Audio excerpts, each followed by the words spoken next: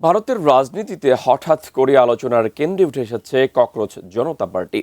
ব্যঙ্গাত্মক এক online platform কিভাবে কোটি কোটি মানুষের সমর্থন পেয়ে ছাত্র আন্দোলনের প্রতীকে পরিণত হলো, কেন এই আন্দোলনকে মোদী সরকারের সবচেয়ে বড় রাজনৈতিক চ্যালেঞ্জ বলা হচ্ছে, বিস্তারিত সাদিয়া সিদ্দিকার রিপোর্টে। ভারতের রাজনীতিতে হঠাৎ করেই আলোচনার কেন্দ্রে উঠে এসেছে ককরোচ জনতা পার্টি বা সিজেপি। ব্যঙ্গাত্মক একটি অনলাইন প্ল্যাটফর্ম হিসেবে যাত্রা শুরু করলেও অল্প সময়ের মধ্যেই এটি রূপ নিয়েছে দেশটির অন্যতম আলোচিত জেনজি আন্দোলনের প্রতীকে।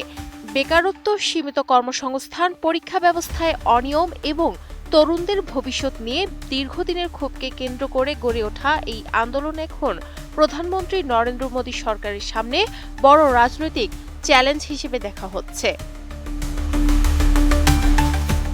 প্রভাবশালী আন্তর্জাতিক সংবাদ মাধ্যমগুলোর প্রতিবেদনে বলা হয়েছে, 2020-21 সালের কৃষক আন্দোলনের পর এটিই মোদী সরকারের জন্য অন্যতম বড় গণ চ্যালেঞ্জ।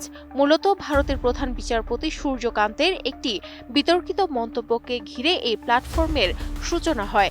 এক শুনানিতে তার বক্তব্যের একটি অংশকে কেন্দ্র করে ব্যাপক বিতর্ক তৈরি হলে গত 16 মে বোস্টন বিশ্ববিদ্যালয়ের শিক্ষার্থী অভিজিৎ দীপকে ককরোচ জনতা পার্টি নামে একটি অনলাইন প্ল্যাটফর্ম চালু করেন।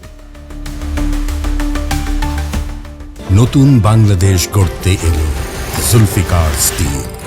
জুলফিকার স্টিল বর্তমানে সংগঠনটির অনুসারীর সংখ্যা কয়েক কোটি ছাড়িয়েছে বলে দাবি করা হচ্ছে। বিশেষ করে ভারতের তরুণ প্রজন্মের মধ্যে এই প্ল্যাটফর্ম ব্যাপক সাড়া ফেলেছে। আন্দোলনের মূল অনুঘটক হিসেবে কাজ করছে বিভিন্ন জাতীয় পরীক্ষার প্রশ্নপত্র ফাঁসের অভিযোগ।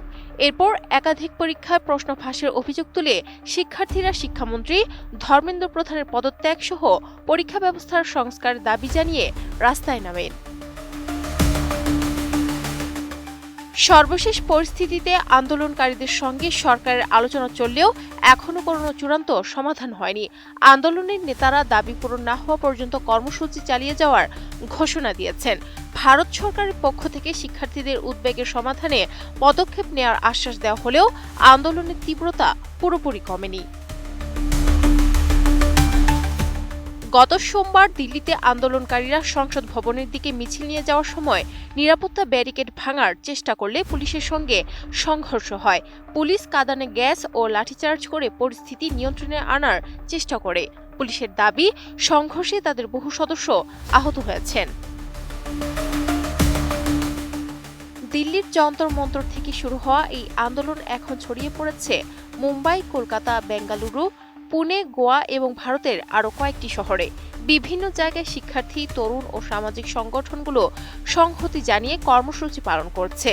কলকাতায় বড় মিছিল এবং মুম্বাইয়ে বিক্ষোভকারীদের অবস্থান কর্মসূচি আন্দোলনের বিস্তারকে আরও দৃশ্যমান করেছে। বিশ্লেষকদের মতে, এই আন্দোলনের সবচেয়ে বড় শক্তি হল সামাজিক যোগাযোগ মাধ্যম ভিত্তিক সংগঠন। প্রচলিত রাজনৈতিক দলের বাইরে থেকে গড়ে ওঠা এই প্ল্যাটফর্ম তরুণদের ক্ষোভকে একটি অভিন্ন মঞ্চে নিয়ে এসেছে। প্রশ্ন ফাঁস, বেকারত্ব, প্রশাসনিক জবাবদিহি এবং ভবিষ্যৎ নিরাপত্তার মতো ইস্যুতে তৈরি হওয়া এই আন্দোলন এখন শুধু ছাত্রদের প্রতিবাদ নয়, বরং ভারতের নতুন প্রজন্মের রাজনৈতিক আকাঙ্ক্ষার প্রতিফলন হিসেবেই দেখা হচ্ছে। সাদিয়া সিদ্দিকা, এটিএন নিউজ।